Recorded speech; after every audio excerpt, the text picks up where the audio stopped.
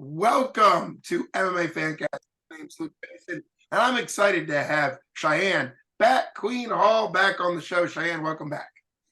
Thank you for having me. Well, it's always great having you all the way in from Pittsburgh on the video, but last time we talked, you were over there in Iceland, and you still hold the record for the video that I've done the farthest away, so that's awesome.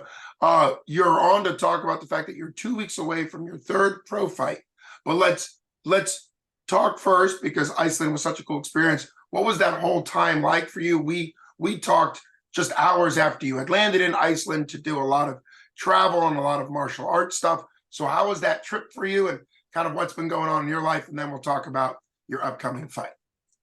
Well, yeah, we talked literally. I had landed and not even had a nap yet. I was feeling rough for that last interview, but no, it was great. It was really great. We got up there, got acclimated to the time change. During the week, that Monday through Friday, we had 2 training sessions a day. With the morning session was okay. One of the morning session was either Lachlan Giles or Craig Jones, and then the evening session would be whichever other one. So we would have, probably 4 or 5 hours of training a day whenever you add in rolling time and all that, which was great. But we would have like a little brief intermission in between where we could go, get lunch somewhere, enjoy some Iceland food or go back to the Airbnb, whatever we had time for. And then in the evenings, we would usually finish up by like 3 or 4. So we would use the time in the evenings to go out and play tourist. So we'd go see some waterfalls and, walk around in downtown Reykjavik and go do all the things you do. Ate a lot of lamb, ate a lot of fish stuff that normally I wouldn't have probably eaten. Ate some fermented shark. That was trash. Oh, I did. I peer pressured all my friends into eating eating the fermented shark too. Because I guess Icelandic food culture it's not it's newer because previously, like in history, they would just eat whatever they could preserve, which is not necessarily the tastiest. So we experienced a lot of that. And then on when we were done with the training, we went to the West Fjords. So we elected to skip the beaches and go to the West Fjords in the north. And we did like a little road trip up there and got to see the westernmost point of Europe. Very cool. And did some hiking, and it was really great. It was definitely an experience. I got to roll with 2 of the only 2 women black belts in Iceland, which was really, yeah. We got to train some with Gunnar Nelson too. He trains at that gym. So that was wild. I didn't even know he was going to be there. So that was cool. But yeah, I learned a lot of jujitsu stuff, and I got my butt kicked by some very strong Icelandic black belt ladies. It was awesome. Sounds like a great experience. It's 10 out of 10. Fun. I would do it again in a heartbeat. That is great. That's great. I know you travel quite a bit. We've talked about how you have beautiful photos of you and Chris doing jiu-jitsu. I believe it was on the beach in Costa Rica, maybe. So yeah, it was. That was our first out of country trip. Yeah. So it's always been fun to be able to catch up with your world travels that also connect to jiu-jitsu or some other type of martial art. So that's fantastic. Also, you celebrated your dog Cash's 4th birthday. So super exciting things. It's very important. Yes. What type of cake? So fast. What type of cake did you make for him? We bought him one because I can't cook for nothing. You know what? A true dog mom would have made him a cake from scratch, but hey, it's okay. I know he's gonna have a complex about that when he grows up. Yes, he is. He's gonna go to school and talk to the other dogs. Oh no, you got a store-bought. Yeah, well, my mom just got store-bought, so yeah. Oh man. I will say we went to Salty Paws in the Strip District, and I don't know if you've ever been there, but they make just fresh dog treats. They all have like cute little, like they had Frankensteins and seasonal stuff, but they also have dog ice cream, and you can take your dog in there and they can pick out whatever, and we took him there. So I made up for it. That is pretty cool. That's a great shout out to them. The only Strip District company I know is Strip District Meats, which supports 247 and is always doing like meat giveaway stuff for 247 fighting championships and stuff. So I'm aware of the Strip District, but that's pretty great. Now to the real stuff. You're a pro MMA fighter. Not that all that other stuff wasn't real. You're a pro MMA fighter. I've got to call some of your and be cage side for some of your amateur and pro fights. So it's really been great to watch your career. You're going to be flying. You're 2 weeks away from your fight. You're going to be flying down to Tennessee to fight for the Aries Fight Series. How did this fight come together? And let's talk about that fight and that matchup. Yeah, so as you know, I sometimes have issues getting matched up, just because, lack of opponents, that are women and, around the same age or weight and whatever. But whenever I do get offered fights, it seems like I get offered like three at one time. It's always like that. So I got offered this fight, um, probably about 4 weeks ago, 5 weeks ago, maybe, for November 18th. And then, like right after we took that one, we got offered another one for 12-1. So I'm hoping maybe I can do that, keep that fight maybe early in 2024 and just stay active and keep rolling. But they just had reached out to Chris or Isaac, online, and asked if I was interested in fighting in Chattanooga, Tennessee, right before Thanksgiving. And so that's just how that came along. I think that I'm not sure if they knew me from this or not, but I do believe that my last opponent cross trains with them some, or trains at that gym some. So yeah, I'm not sure if that's how they knew who I was, or what, but I'm gonna go down there and fight Mary Rosenbeck. And I think this is her second pro fight. She's 1-0. Yeah, I saw that on Tapology, and that's a great matchup. You're 1-1, she's 1-0, so it's really starting to develop both of your careers, which is always what's so exciting, particularly at your weight class. As a woman, you kind of run in a small circle, even though you're going to be flying. There's only so many female Yeah. combatants at that, so that's kind of a cool, that's kind of a cool experience for you guys. Chattanooga is also a fun word to say, so hey, It is such a fun word. it is such a fun. I wouldn't want to be a kid. I wouldn't want to be a kid growing up and having to learn that for my address. You can imagine, Yeah.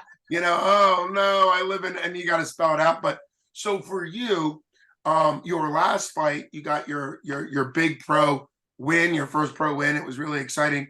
You really dominated her and showed a lot of well-roundedness. Obviously, we've talked about how much you train at the Mat Factory, and even before that, down at Ground Zero. What are you looking to kind of continue to show or accelerate in your martial arts career, in the MMA development of your professional career? So for this fight, I am really grateful that it's a quicker turnaround time than my previous turnaround time of 1 year. So we didn't have as much time to add new stuff as we did for the previous camp, but we definitely had plenty of time to add some weapons in there. So I'm looking to I know a lot of like the last fight was groundwork. I think we were on like standing for like probably about a minute and a half or so, and all the rounds, and then it was takedown and then just ground and pound from there. Yep. But I would like to show a little bit more of my striking finesse for this one. I've been working with Chris Williams and Philip Amaris, and they both put a lot of work and effort into me. So I'm hoping to go out there and capitalize on some of my striking that they've taught me and make them a little proud this time. So hopefully I can incorporate some of that and then just keep rolling with, all my usual stuff. And I've been working on some new things in jujitsu, just, from that camp, and then some stuff I brought back with me. So hopefully I can, incorporate some of that if and when it goes to the ground. So. Sure. Well, it's always exciting to see your evolution as a mixed martial artist. And last time you were ground and pound, a lot of the ground and pound from mount, and then she would roll over, and then you go to her back. I mean, it was a lot of that, which is truly a lot of very dominant positions. And she was a good opponent, and you got a great win. So it's always good to build off, obviously, a great win. And clearly Chris Williams and everybody that's a coach really wants you to develop and get wins. So oftentimes you'll take the fight to wherever you can win. And clearly, if that involves more stand-up, that's wonderful. If it involves more of your sort of your own style, your own technique, that's great too. Always wonderful chatting with you. It sounds like you might be able to put some fights together, which will be wonderful if you can get this fight and then potentially fight, like you said, in early 2024. Not even sure, because depending on how you know, if you're healthy coming out of it, I know 247 is putting together a December 16th card, which would be about a month removed. So who knows? Lots of things can happen. I always like to give Jim Mooney, the legendary matchmaker for 247. I know you've gone a lot of rounds with him trying to get you fights. Yeah. So however you get fights, wherever you get fights, it would be wonderful. Maybe one day they'll fly you out to Hawaii, because it would That be would be awesome. great. It would be awesome for you to take Yeah. a work trip, a fight trip to Hawaii. And there are some fight organizations in Hawaii. So I've known some people that have fought in Hawaii. So hopefully one day that will be a bucket list. You get to go to Hawaii and fight. Wouldn't that be? I'm in.